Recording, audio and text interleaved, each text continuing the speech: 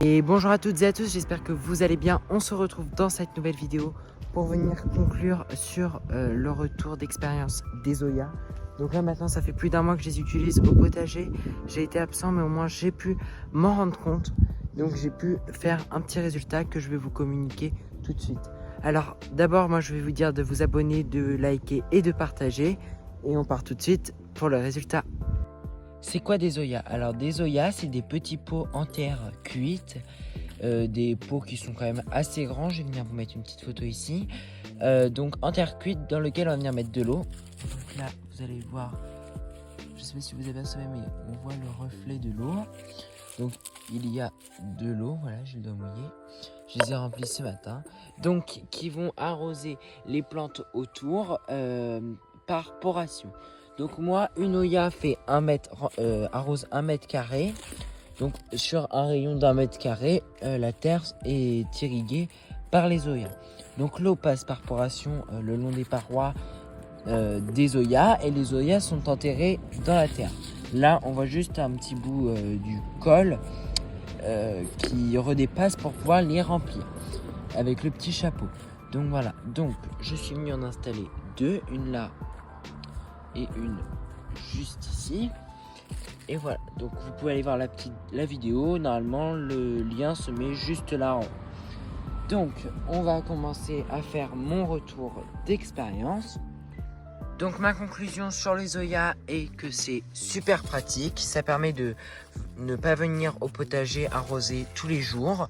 Ça permet donc plus de flexibilité. Donc, au moins, vous en mettez dans le potager, vous les remplissez et vous n'êtes pas là à passer 40 minutes à arroser chaque plant, à trouver où est le plant de concombre et tout. Moi, je les ai mis au concombre, mais j'aurais pu les mettre très bien aux tomates. Cependant, je remarque quelques points négatifs, comme par exemple mes Zoya qui ont une contenance de je ne sais plus trop combien de litres. Il faut les remplir souvent. Par exemple, celle-là, je l'ai remplie il y a 2 heures. Il y a déjà le niveau d'eau qui a bien baissé. Donc les miennes, il faut les remplir toutes les 48 heures. Donc venir arroser toutes les 48 heures, je trouve ça pas très pratique. Regardez par exemple ce plant de concombre quand je suis parti en vacances au mois de juillet. Il a un peu cramé.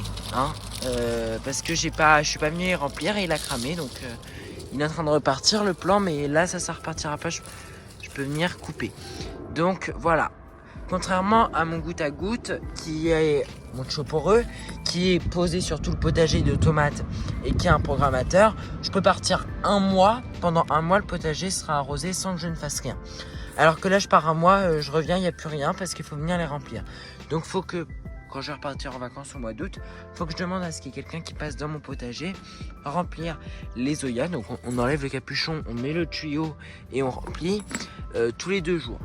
Donc ça, c'est mon point négatif, mais qui peut, pour certaines personnes, ne pas être un point négatif. Parce que par exemple, déjà, on diminue déjà le temps d'arrosage. On remplit, imaginons vous avez un potager de 10 mètres carrés, vous remplissez vos 10 Zoya au lieu de trouver les 30 pieds qui sont sur votre potager. Donc voilà. Le second point négatif que j'ai relevé, c'est que du coup, comme je disais, une Oya pour moi fait 1 mètre carré. Donc il y a des plus petites et des plus grandes. C'est que par exemple pour mon premier potager qui est rempli de tomates, il fait à peu près 20 mètres carrés si je dis pas de bêtises. Donc il m'en faudrait 20. Et dans mon second potager qui est une parcelle de plus de 100 mètres carrés, il m'en faudrait plus de 100. Sachant qu'une Oya coûte quand même assez cher, j'aimerais pas vous dire de bêtises, je vais peut-être vous mettre un prix que je n'ai pas regardé à la jardinerie parce que j'ai pas l'occasion d'y aller, mais je vais... Ou alors je vais les appeler, je vais vous mettre, ou je vais regarder un prix sur Google, un prix moyen. Mais une Oya coûte quand même assez cher. Alors même si un goutte à goutte coûte aussi cher. Mais du coup, ça fait quand même beaucoup d'Oya pour arroser le potager. Alors qu'un tuyau poreux pour mon potager, j'en achète, imaginons 5 de 25 mètres et je suis tranquille, quoi. Donc voilà. C'est le second point négatif que j'ai relevé. Donc voilà, donc les Zoya sont des pots à la mode qui passent beaucoup sur les réseaux en ce moment. Donc avec la jardinerie, on s'était dit pourquoi pas tester. Ils en vendent chez eux, donc eux aussi ont dû faire l'expérience.